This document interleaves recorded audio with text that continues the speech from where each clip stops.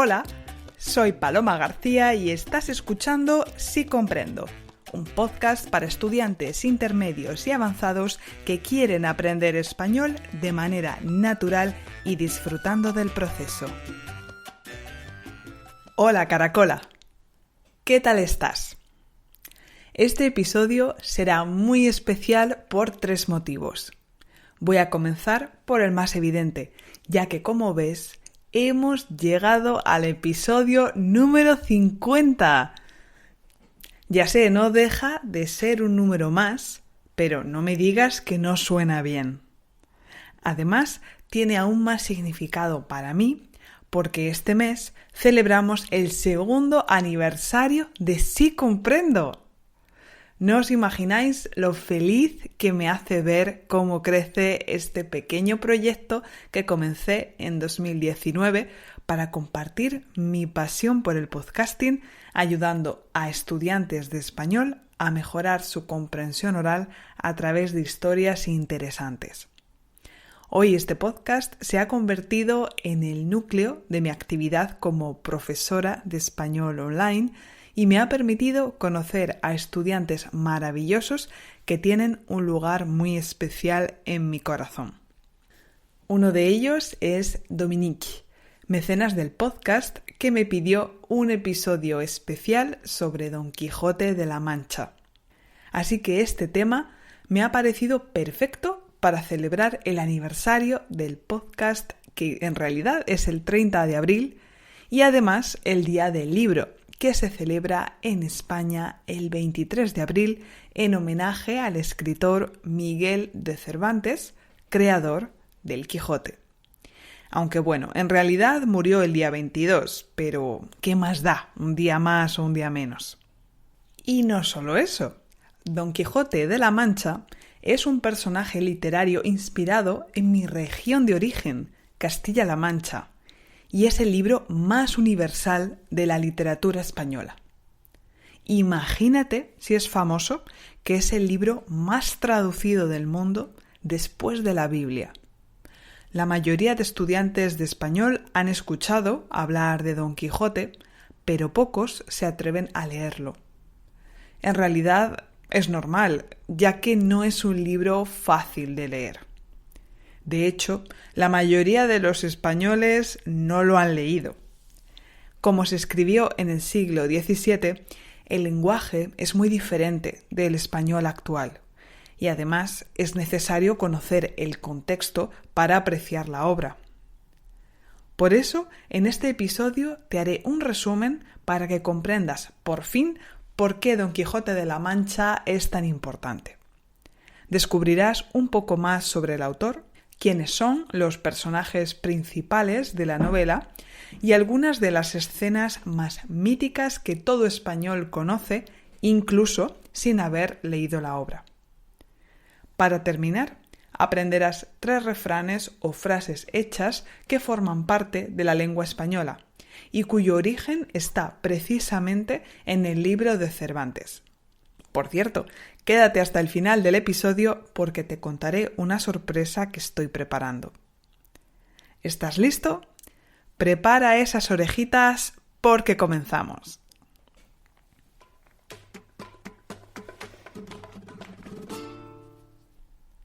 La historia de Don Quijote de la Mancha se desarrolla principalmente en mi región, Castilla-La Mancha, una región muy grande, muy agraria, que siempre ha sido tierra de paso entre Madrid y Andalucía. De hecho, si un día visitas mi tierra, verás que tenemos una auténtica obsesión por Don Quijote. Hay estatuas de Don Quijote en las plazas, existen calles con nombres de personajes y hasta tenemos la ruta del Quijote para visitar los lugares en los que se inspiró Cervantes en su famosa novela. Sin embargo, Miguel de Cervantes no era manchego, es decir, de La Mancha.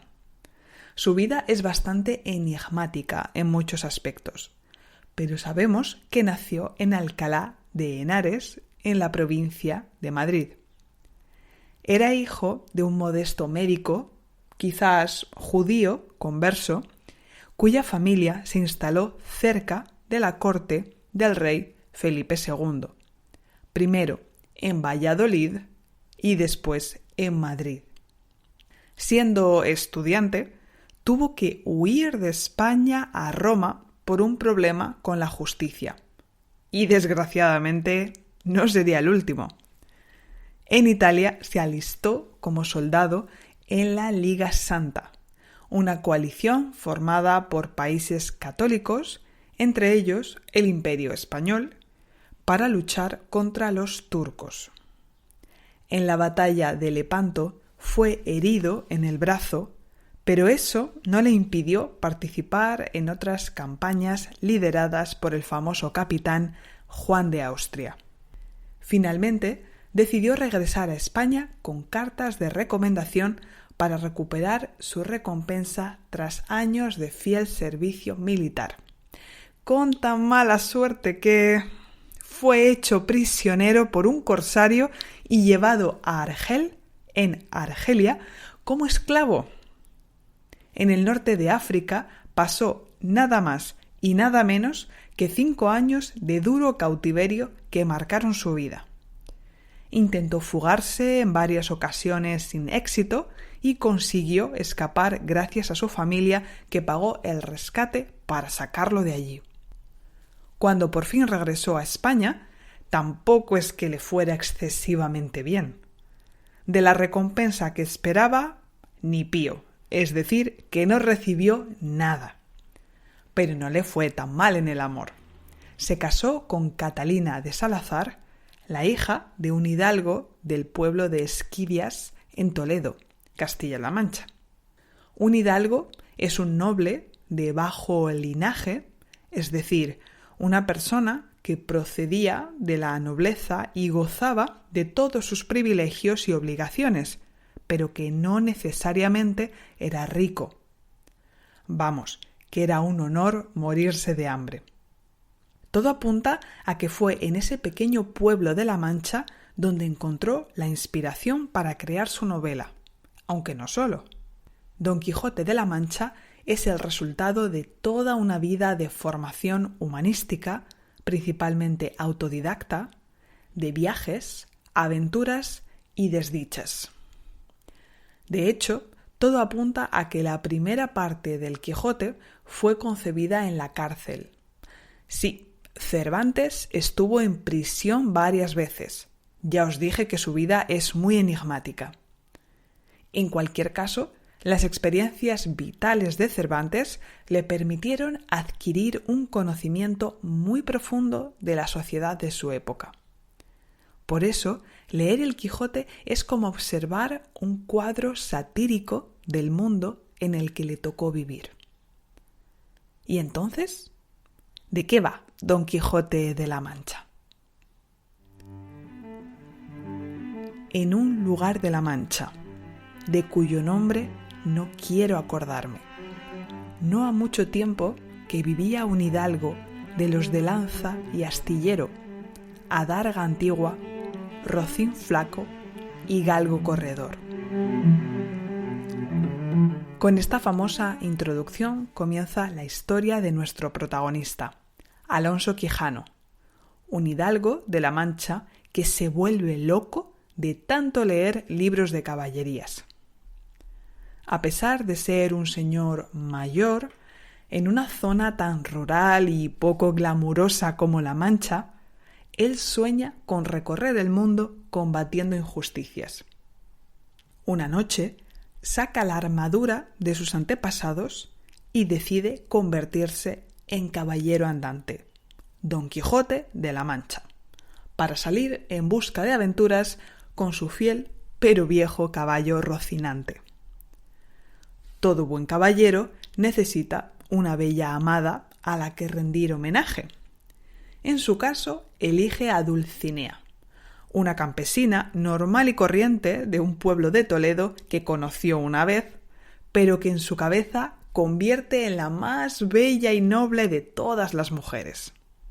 También conseguirá convencer a su amigo y empleado, Sancho Panza, un hombre realista y práctico, para que le acompañe en sus aventuras. Al principio, Sancho Panza acepta para proteger a su señor, pero poco a poco se contagiará de la fantasía de Don Quijote. Aquí ya veis algunos de los elementos humorísticos que definen esta parodia de los libros de caballería medievales. En lugar de personajes nobles, guapos y fuertes, Cervantes crea unos protagonistas de lo más comunes. La historia no pasa en escenarios mágicos o famosos, sino en una zona rural y despoblada de España. Por último, las aventuras no son grandes hazañas, sino tan solo locuras que solo existen en la cabeza de Don Quijote. El libro está dividido en dos partes. La primera fue publicada en 1605 y la segunda casi 10 años después, cuando la primera era ya todo un éxito. En la primera parte suceden historias tan famosas como el episodio de los molinos de viento que Don Quijote confunde con gigantes que atacar. Los amigos de Don Quijote, el cura del pueblo, el barbero, que en la época era una especie de médico del pueblo, su sobrina y el ama de casa están tan preocupados por él que deciden quemar su biblioteca. Cervantes aprovecha este episodio de la quema de libros para hacer una crítica feroz del panorama literario de su época y además denunciar la falta de libertad de expresión representada por la Inquisición. La segunda parte es menos famosa, pero para los críticos es aún mejor que la primera. Como se escribe cuando Cervantes ya ha alcanzado la celebridad gracias a la primera parte, los personajes también son famosos en el libro. La gente reconoce a Don Quijote y Sancho Panza, cuyas aventuras llegarán hasta Barcelona. En esta parte, el bachiller Sansón Carrasco, un amigo de la familia, será el encargado de traer de vuelta a casa a Don Quijote. Lo consigue al final de la obra cuando se disfraza del supuesto caballero de la media luna y lo vence en una playa de Barcelona. Don Quijote, derrotado, envejecido y desilusionado, regresa a La Mancha. Allí recupera la cordura y muere. Ha habido muchas interpretaciones de la historia del famoso hidalgo Don Quijote de la Mancha, pero la que más me gusta a mí es la que define a Don Quijote como un soñador e incansable. A pesar de las circunstancias, Don Quijote es una persona culta, ambiciosa y con valores.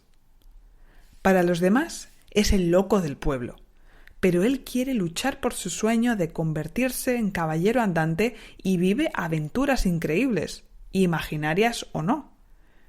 El fin de esta ilusión significa la muerte para él. Pero Don Quijote nos deja una bonita lectura. Haz lo que te haga feliz, sin importar lo que digan los demás. Que hoy en día aún podamos adaptar el mensaje de Don Quijote a nuestro tiempo es solo uno de los aspectos que lo convierte en una obra tan universal y moderna. En su época ya fue un fenómeno rompedor.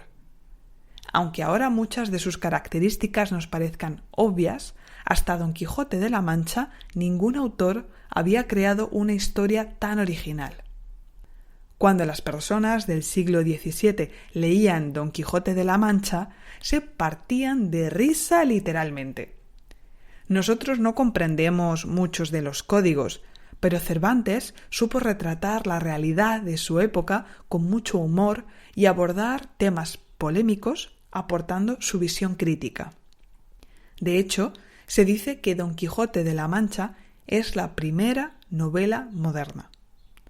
Hasta su publicación, las historias se centraban principalmente en los hechos, en las acciones. Por primera vez, un autor se centraba en la psicología de los personajes, en sus preocupaciones y sus sueños. Los personajes evolucionan a lo largo de la historia y tienen un carácter profundamente humano y realista, alejado de toda idealización.